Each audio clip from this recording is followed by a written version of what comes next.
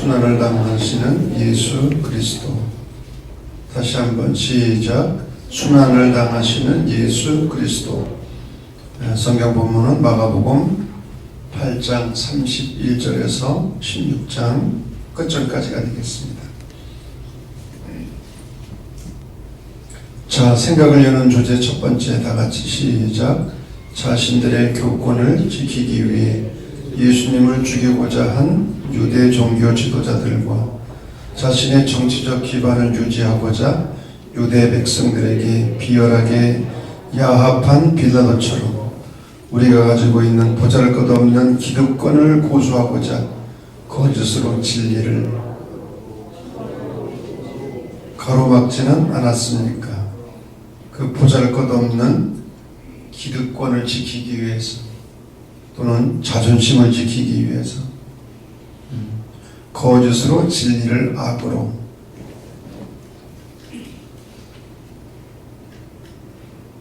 거짓으로 진리를 악으로 선을, 어둠으로 빛을 가로막지는 않았는가? 여러분 스스로 질문해 보시기 바랍니다. 두 번째, 시작. 왜 하나님의 아들이신 예수님께서는 죄 없이 고난을 당해야 했습니까? 왜 죄 없으신 주님이 고난을 당하셔야만 했는가? 자, 용어의 해설입니다. 마가복음 9장 49절을 보면 불로써 소금치듯 그런 말씀이 있죠. 불은 불순물을 태워 없앱니다. 소금은 부패를 썩는 것을 방지합니다. 불로서 소금치듯 하다고 하는 것은 천국에 들어가기 전에 반드시 정화의 과정을 거쳐야 된다. 이 정화의 길, 우리 영성의 길에서 정말 중요한 길이죠. 정화. 두 번째, 렙돈입니다. 렙돈. 렙돈이라는 말의 의미는 작은 그런 뜻입니다. 작은. 히랍의 화폐 가치 중에서 가장 작은 동전입니다. 한 데나리온에 약 80분의 1 정도의 적은 액수가 2렙돈입니까? 정말 작은 액수입니다. 예수님께서는 이 가난한 과부의 2렙돈을 정말 귀히 여기셨죠. 가장 많이 드렸다고 오히려 칭찬하셨어요. 2렙돈. 자, 세 번째, 공회. 사내들인 공회라고 하는 표현이 나오는데 이것은 오늘날로 말하면 국회와 같은 것입니다. 국회. 71명으로 구성되어 있었고 의장은 반드시 대제사장이 맡도록 되어 있었습니다. 이 기구는 생사를 좌우할 권리를 가진 최고의 법정이었으나 사형을 시킬 권한은 없었어요. 그래서 사형은 반드시 로마 당국의 허가를 받아야만 했습니다. 자, 시대적 배경입니다. 예수님의 순환은 시대적으로 보면 주후 30년경이 아닐까 우리가 추측을 해보게 되죠. 예수님은 정확하게 말하면 기원전 4년에 출생하셨다고 보는데, 그러니까 주후 30년경 예수님께서 십자가에 달려 고난을 받으셨는데 이때가 어느 때였는가? 로마가 유대 나라를 지배하고 있었고 로마로부터 벗어나기 위해서 끊임없이 저항 운동이 일어났어요. 곳곳에서. 그러지 않았겠어요? 로마로부터 독립하기 위해서 곳곳에서 저항 운동이 일어났고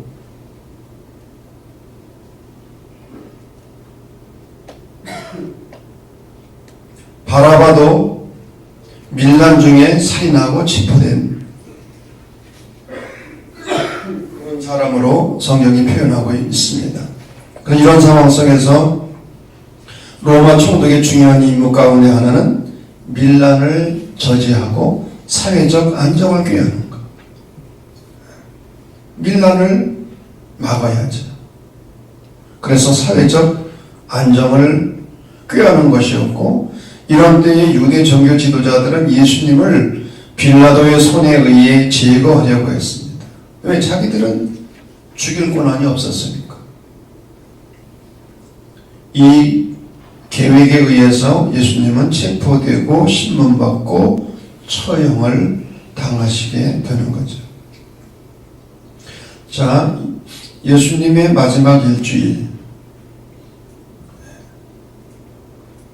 주일날 안식 후 첫날 예수님이 예루살렘에 입성하십니다. 수많은 사람들이 호산나를 외치고 예수님을 환영했어요. 월요일날 무화과 나무를 저주하시고 성전을 정화시키십니다. 장사꾼들을 내쫓고 성전을 정화하시는 그런 일을 하셨고요. 화요일날 성전 파괴, 종말 예언, 유대인의 음모, 목요일날 마지막 만찬, 체포당하시고 사내들인 공회에서 신문을 받으시고, 금요일날 이른 새벽 빌라도에게 재판을 받으시고, 오전 9시경에 십자가에 매달리시고, 오후 3시경에 십자가에서 죽으시고, 그리고 무덤에 묻히시죠. 그리고 토요일 날은 무덤에 계시다가 안식 후 첫날 주일에 예수님이 부활하십니다. 자, 말씀의 해석입니다. 고난을 향한 예루살렘 입성. 마가복음은 예수님께서 갈릴리에서 사역을 하시다가 예루살렘을 향해서 올라가시는 여정을 기록하고 있어요. 여정을. 이러한 여정 속에서 예수님은 3번씩이나 순환을 예고하십니다. 당신이 십자가를 지시고 고난을 받으신다고 하는 이 고난에 관한 예고를 3번씩이나 하세요. 첫 번째는 언제 했는가? 베드로의 신앙 고백 후에. 주는 그리스도시요 살아계신 하나님의 아들이라고 하는 이 베드로의 신앙 고백 후에 예수님은 당신께서 고난받으실 것을 예고하십니다. 그런데 베드로는 극구 말리죠. 주님 절대로 그러시면 안 됩니다. 주님 절대로 십자가를 지시면 안 됩니다. 그럴 때에 베드로는 주님으로부터 책망을 받습니다. 사탄아, 내 뒤로 물러가라. 그러면서 하신 말씀, 누구든지 나를 따라오려거든, 다 같이 시작. 누구든지 나를 따라오려거든 자기를 부인하고 자기 십자가를 지고 나를 따를 것입니다. 주님을 따르는 일은 자기를 부인하고 자기 십자가를 지고 따라야 된다는 거예요. 제자의 길을 걸어가면 십자가의 고난과 밀접한 관련이 있다는 거예요. 십자가의 고난이 없이는, 자기 십자가를 지지 않고서는 절대로 주님을 따라갈 수 없음을 말씀하십니다. 두 번째로 주님이 순환을 예고하십니다. 그러나 제자들은 그것을 깨닫지 못하고 누가 크냐 쟁론을 벌입니다. 누가 크냐는 이야기가 무슨 말입니까? 키 제기하는 겁니까 지금? 누가 더 잘났냐? 누가 더 잘났냐?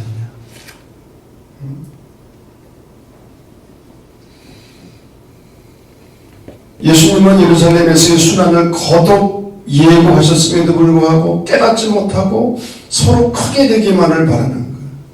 이런 제자들을 향해 주님이 말씀하십니다. 누구든지 첫째가 되고자 하면 무사람의 끝이 되며 무사람을 섬기는 자가 되어야 하리라.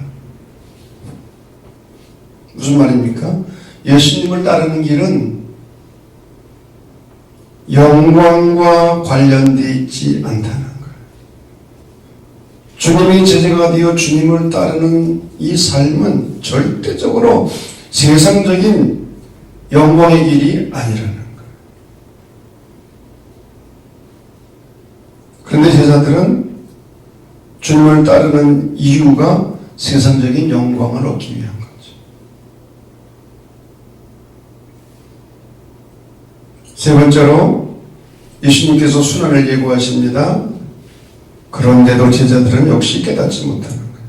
그러면서 예수님 앞에 나와서 자리를 요구하는 거예요. 주의 영광 중에서 우리를 하나는 주의 우편에 하나는 좌편에 앉게 해주십시오. 우의정과 좌의정이 되게 다루는 거예요. 예수님이 정치적으로 왕이 되시면 잘못 짚은 거죠. 이런 제자들을 향해서 주님께서 말씀하시기를 인자는 섬김을 받으려 함이 아니라 도리어 섬기려 하고 자기 목숨을 많은 사람의 대속물로 주기 위해서 왔다. 섬김의 중요성. 섬김의 중요성.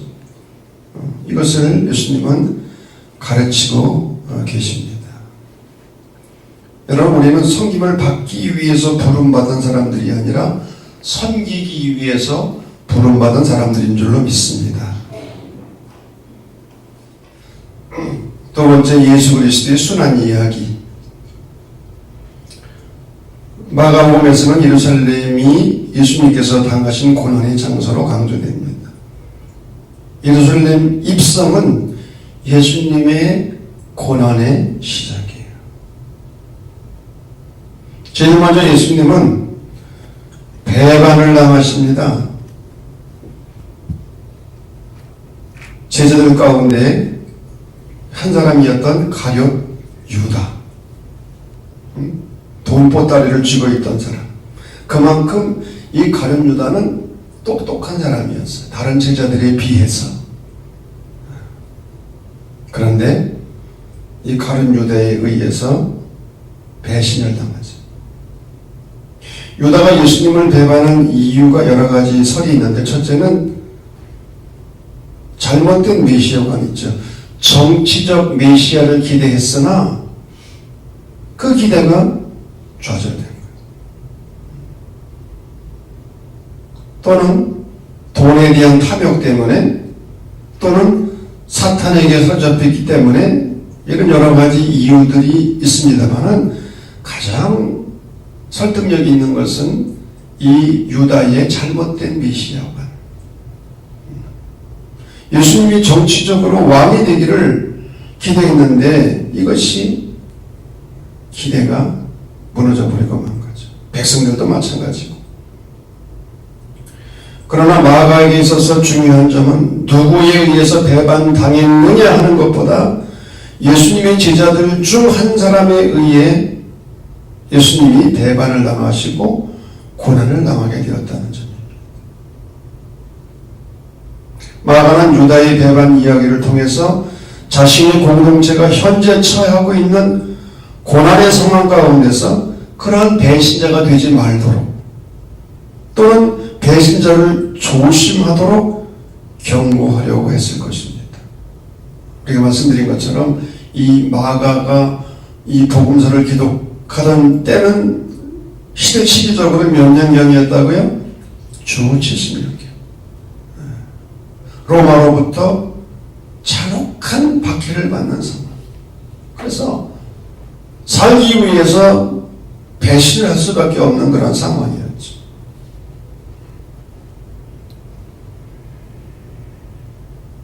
두 번째로 예수님이 체포를 당하십니다. 어디에서?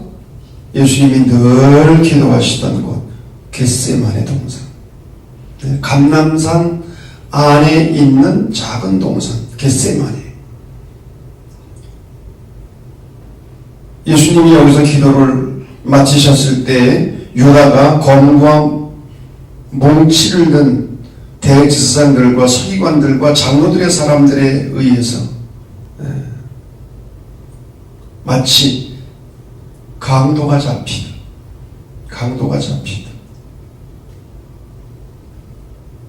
예수님은 체포를 당하십니다.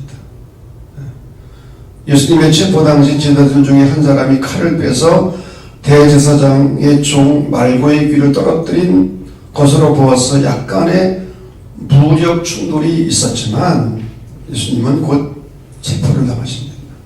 그리고 제자들은 다 도망을 쳐버렸어요.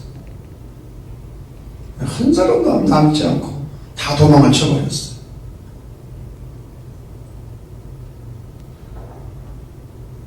세 번째, 베드로의 부인. 제자들이 다 도망을 쳤지만 그래도 수제자라고 말할 수 있는 베드로는 예수님 주위에서 얼쩡거렸어요. 그래도 좀 나은 편이죠, 베드로는. 다른 제자들은 뭐 다 꽁무니를 빼고 도망을 쳐버렸는데 어디 숨었는지도 모르고, 베드로는 그래도 예수님의 주위에서 예수님이 어떻게 어려움을 겪고 계신지. 근데 마가복음에서는 베드로가 예수님을 부인하는 이야기가 예수님께서 신문당하는 이야기와 밀접히 연관되어 있어요. 다시 말하면 예수님은 안에서 신문을 받으시고 베드로는 밖에서 예수님을 모른다고 부인하는 거예요. 이 두 장면 아주 대조적이에요. 예수님은 안에서 신문을 받으시면서 내가 메시아냐, 네가 그리스도냐, 내가 바로 그다. 근데 밖에서 베드로는 너도 예수와 한 무리가 아니었느냐, 계집종이 묻는 질문에 나는 아니다라고 부인을 하는 거예요. 마가의 이 두 이야기도 그 당시 예수님처럼 끌려가 신문을 당하는 많은 그리스도 교인들을 염두에 두고 이 성경을 기록했다고 하는 것이죠. 너희들도 끌려가서 신문을 당할 때에 베드로처럼 비겁하게 자신의 정체를 부인하는 자들이 되지 말고 예수님처럼 담대하게 자신의 정체를 고백하는 자들이 되라. 그런 교훈을 하고 있는 거예요.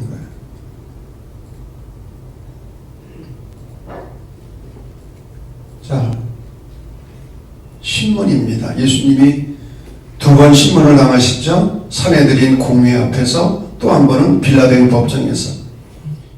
예수님은 억울하게 죄가 없음에도 불구하고 빌라도의 법정에서 신문을 받고, 이 빌라도는 예수님이 죄가 없는 걸 너무나 잘 알았잖아요. 그럼에도 불구하고 왜 예수님을 십자가에 못 박도록 내어주었습니까? 밀란이 일어날까봐. 그리고 무리에게 만족을 주기 위해서 비겁한 재판을 한 거예요. 비겁한 재판을. 그리고 사람들 앞에서 대야에다 물을 떠다가 손을 씻었잖아요. 나는 책임이 없다고. 예수님이 죽는 거에 대해서 자기는 죄가 없다는 거지. 근데 죄가 없는 겁니까? 정말 비겁한 재판관의 대명사가 되었고, 이 빌라도는 후세의 그리스도인들에게 가장 욕을 많이 먹는 사람입니다. 사도신경을 암송할 때는 빌라도에게 고난을 받으사 십자가에 못 박혀 죽으시고, 불의한 재판관의 대명사가 되었어요. 빌라도는 예수님을 십자가에 못 박도록 내어줍니다. 그래서 예수님은 처형을 당하시죠. 예수님은 십자가에 처형을 당하시기 전에, 여러분, 십자가 사형법에 규례가 하나 있습니다. 그 규례는 뭐냐? 죄인은 반드시 십자가를, 자기가 달려 죽을 십자가를 짊어지고 형장까지 걸어가는 거예요. 재판장에서. 그래서 예수님께서도 빌라도의 재판정에서 십자가를 짊어지시고 골고다 언덕까지 십자가를 지고 가셨어요. 가다가 넘어지시고,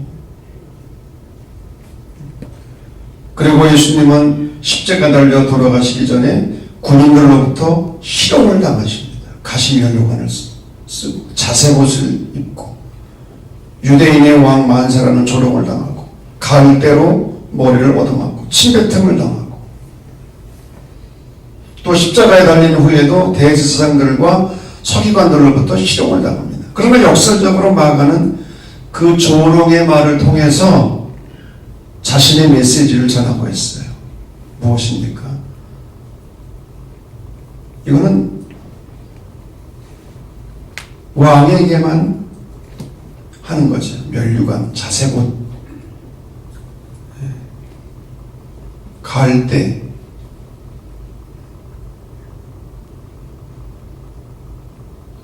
유대인의 왕이여 평안할지어다, 이런 말들, 바로 예수님이 왕이시고 구원자이심을 마가는 역설적으로 표현하고 있는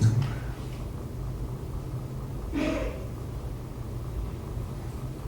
예수님께서는 제자로부터 배반당하고 부인당하고 백성들로부터도 십자가에 못 박게 하소서라고 버림을 받은 채 로마 군인들과 대제사장들과 지나가는 행인들이 조롱 가운데서 십자가에 달리십니다. 예수님의 죽음은 모든 사람으로부터 철저히 버림을 받은 죽음이었어요. 그러나 한 걸음 더 나아가 예수님은 하나님께로부터 버림을 당하셨어요. 나의 하나님, 나의 하나님, 어찌하여 나를 버리셨나이까? 하나님께로부터 완전히 버림받는다. 여러분, 십자가의 의미는 고난만이 아니에요. 버림받음이에요. 버림받음.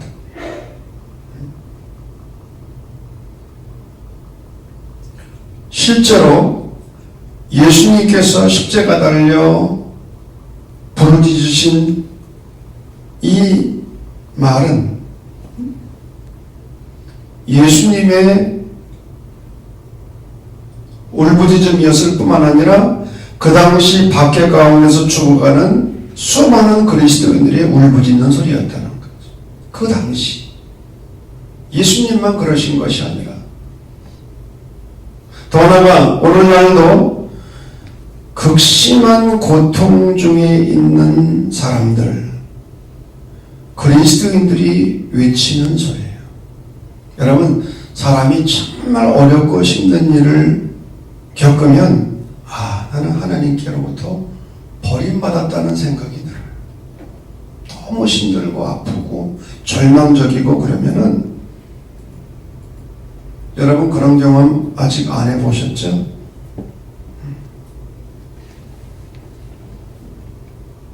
지금 살아있는 독일의 신학자 유리간 몰트만이 2차 대전 때에 고등학교 3학년 나이에 전쟁에 끌려가서 다행히 죽지 않고 살아남았고 전쟁 포로가 됩니다. 영국군의 포로가 되어서 포로 수용소에서 있을 때 이런 절망을 겪는 거죠. 고향인 함부르크가 폭격에 의해서 거의 다 파괴당하고 수많은 사람들이 죽었어요. 그때 이 몰트만이 부르짖었던 소리도 바로 이 예수님의 말씀처럼, 하나님 당신은 어디 계십니까? 왜 나를 버리셨습니까? 이 몰트만은 어느 영국 군목이 던져준 성경책을 읽게 되는데, 예수님의 이 고난받으시는, 그리고 예수님의 이 울부짖는 이 말씀을, 본문을 읽으면서 나만 그런 것이 아니었구나, 예수님도 이런 울부짖음을 하셨구나 하면서, 이런 예수님이라면 나의 고난을 누구보다도 잘 이해하실 수 있을 것이다, 그렇게 생각을 하고 그가 성경을 읽기 시작을 했고, 결국은 물리학 개혁자가 되고자 하는 꿈을 포기하고 신학자의 길을 걸어가는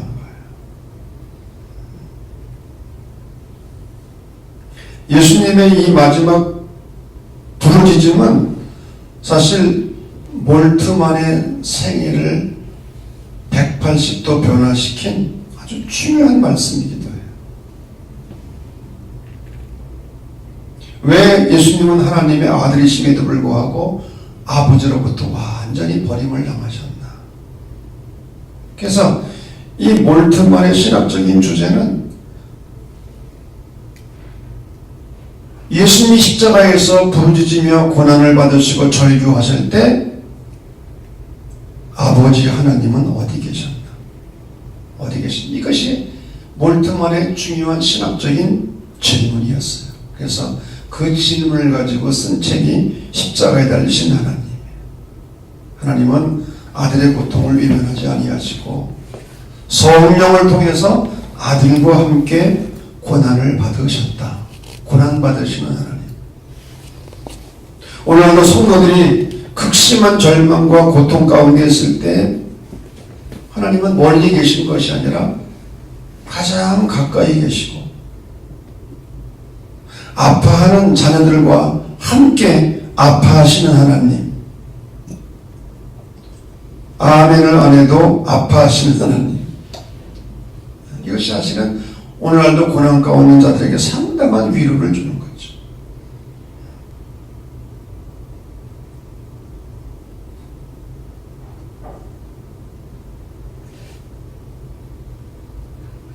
자, 부활입니다. 안식 후 첫날. 안식 후 첫날이니까 주일이죠. 주일. 여인들이 무덤을 찾습니다. 왜 무덤을 찾습니까? 죽은 자의 시체에 향유를 바르는 것이 죽은 자에 대한 마지막 이유였어요. 부활하신 예수님을 만나기 위해서 여인들이 무덤을 찾은 게 아니에요. 예수님의 시체에 향유를 발라드리기 위해서. 그러나 무덤 문이 열렸고 무덤은 텅 비었어요. 천사가 나타나서 메시지를 전합니다. 그가 살아나셨고 여기 계시지 아니하니라. 이게 부활절 메시지예요. 그가 살아나셨다. 여기 계시지 않는다. 갈릴리에서 만나자고 하시지 않았느냐. 갈릴리에서 만나자. 예수님의 무덤은 비무덤입니다. 참 여러분 세계의 많은 성현들, 성자들의 무덤이 다 있어요.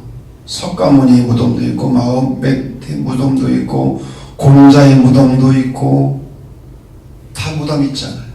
그런데 예수님은 무덤이 없어요. 예수님 무덤이 없단 말이에요.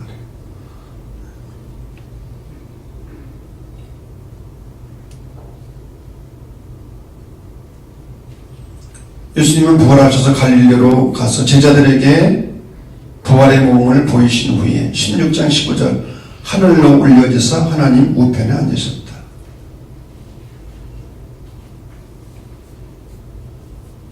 예수님의 부활을 마지막 마가는 증언하고 이 복음서를 마가복음을 끝내고 있습니다. 자, 신학적 의미입니다. 끝이 아닌 시작으로서의 고난. 공관복음서의 중심 주제는 예수 그리스도의 복음을 증언하고 그 복음 가운데 임재하는 하나님의 나라, 하나님의 주권적 통치를 선언하는 데 있습니다. 그런데 사실은 각 복음서마다 마태마가, 누가, 요한까지도 마찬가지죠. 독자들이 다르고 상황이 달라요. 다시 말하면 이 마태복음은 유대교로부터 무서운 핍박을 받고 있는 마태 공동체를 향해서 쓰여진 복음서이기 때문에 반유대적, 바리새적 음색이 강하게 나타납니다. 그래서 이 바리새인들 예수님으로부터 얼마나 저주를 많이 받습니까? 이 독사의 새끼들아 하면서 이 외식하는 자들. 그래서 마태복음 23장이죠. 예수님의 저주가 거기다 들어있어요. 이 바리새인들을 향한. 그러면서 이 마태복음은 예수님과 제자 공동체를 크게 부각시키고 있습니다. 그러면서 예수님을 모세보다 큰 이로 증언합니다. 유대인들이 가장 존경하는 사람이 모세잖아요. 근데 예수님이 모세보다 크다는 거죠.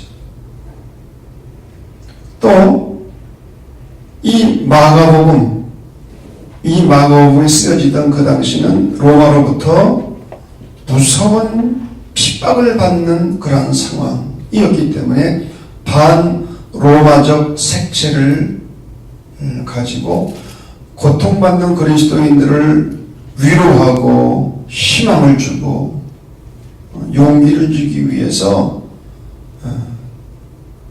앞으로 오는 하나님의 나라, 현재의 희망이 없으니까 앞으로 임재하는 하나님의 나라를 강조하고 있는,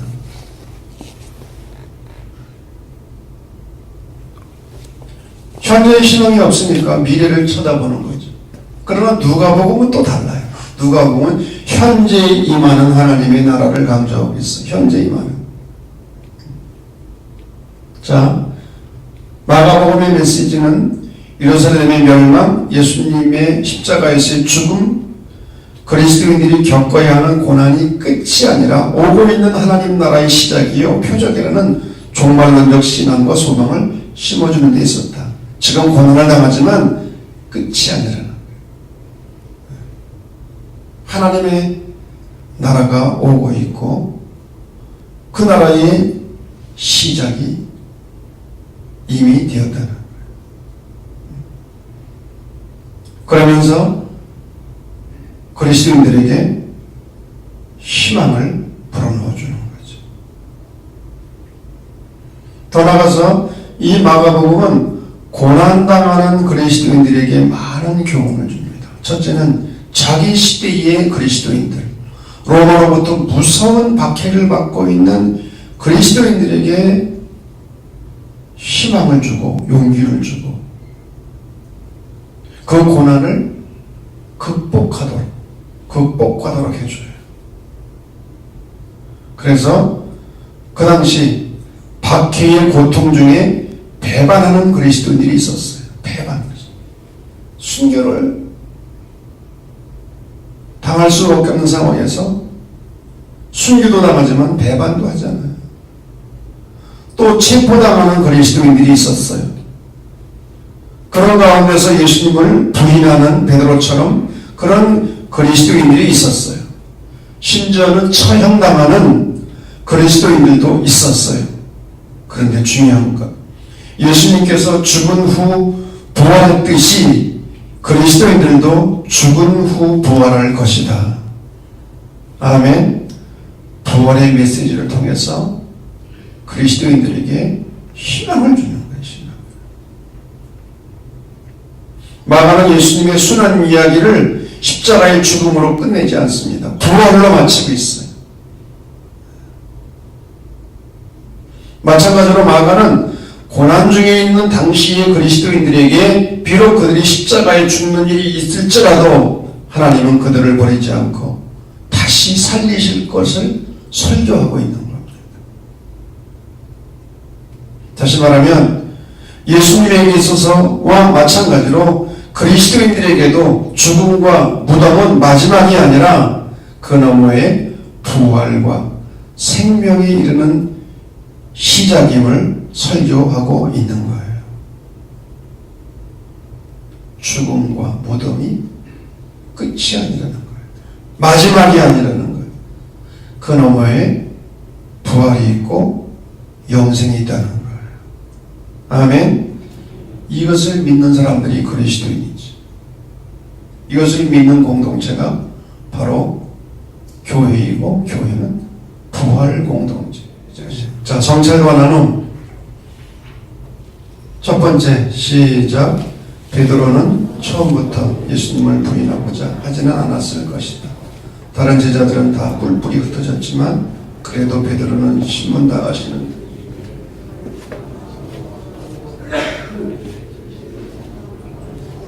그러나 그것은 너무나도 쉽게 무너지고 말았다.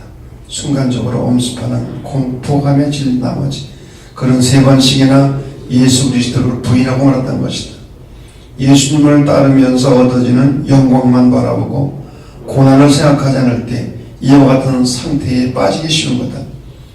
우리가 오늘날 예수 믿고 신앙생활하는 이제 축복받고 출세하고 세상적으로 돈 벌고 잘 살고 영광을 얻고 그런 것만 바라보고 살다가 어려운 일을 당하고 힘든 일을 만나면 신앙이 무너지는 거죠. 기복신앙을 가지고 교회를 다녔는데 어려운 일을 만나게 되었다. 그건 무너지게 되는 거죠. 왜? 잘못된 신앙을 가지고 있었기 때문에.